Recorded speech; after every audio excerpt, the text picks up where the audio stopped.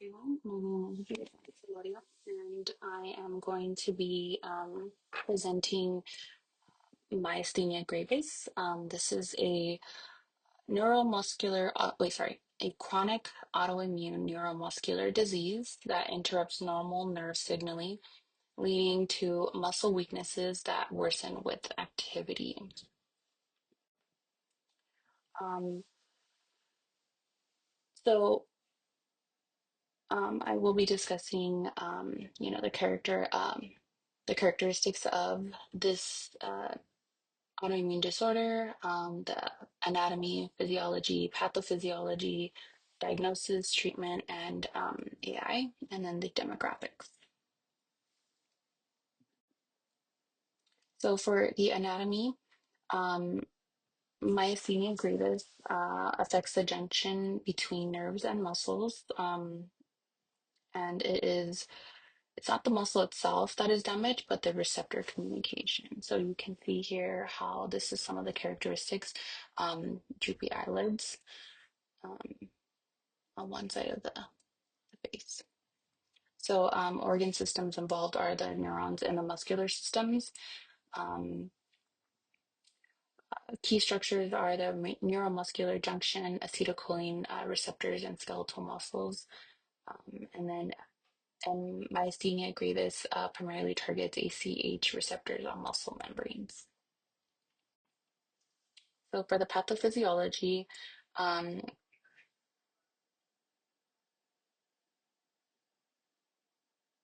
the role of acetylcholine in converting electrical signals to physical movement in healthy individuals. Acetylcholine is released from motor neurons into the neuromuscular junction. So ACH binds two receptors on the muscle membrane, triggering muscle contraction through depolarization. And then you can see like this diagram here.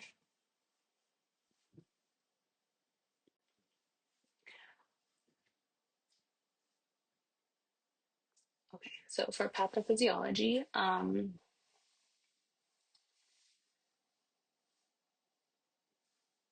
mm, the autoimmune attacks and disrupts the neuromuscular communication, causing a fluctuation in the nature of the symptoms. So, MG occurs when the immune system produces antibodies that block or destroy ACH receptors. This reduces muscle response to nerve signals, causing weakness, which is, you know, what you've seen, the droopiness in the eye. Disruption of homeostasis leads to fatigability and weakness that improve with rest. And some common symptoms are droopy eyelids, double vision, difficulty swallowing or speaking, and generalized muscle weakness.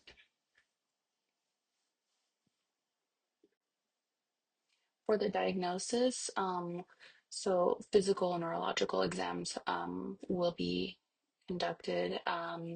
The androphonium T set, temporary improvements after acetylcholine, I don't know how to pronounce that, inhibitor, EMG, so the measure of the muscle response, and CT MRI to check for thymoma, which is a thymus tumor. Um,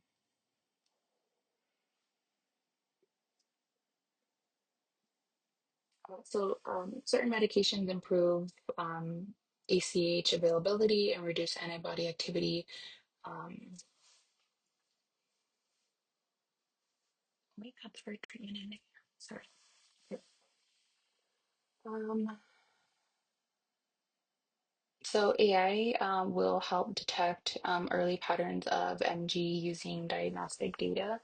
Um, so yeah, treatment for this is the AC acetylcholinesterase inhibitors, immunosuppressants, plasmapheresis or IV immunoglobulin, and then the thymectomy will improve these outcomes.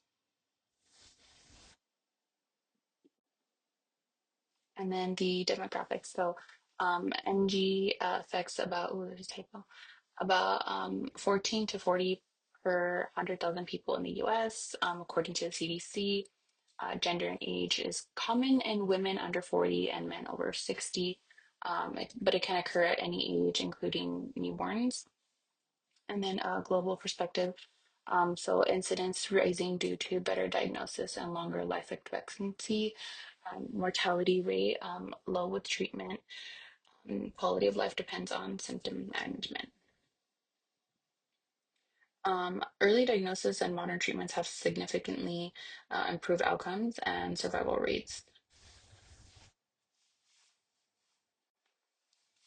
And then these are the references that I pulled my information from. So the CDC, and then the National Institute of Neurological Disorders and Stroke.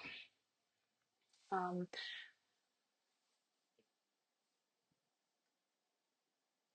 yeah, that's it for my presentation. I hope you guys got a little bit of insight on myasthenia gravis. I butcher a lot of words, sorry.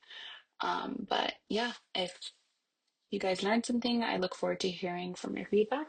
And thank you for viewing my presentation.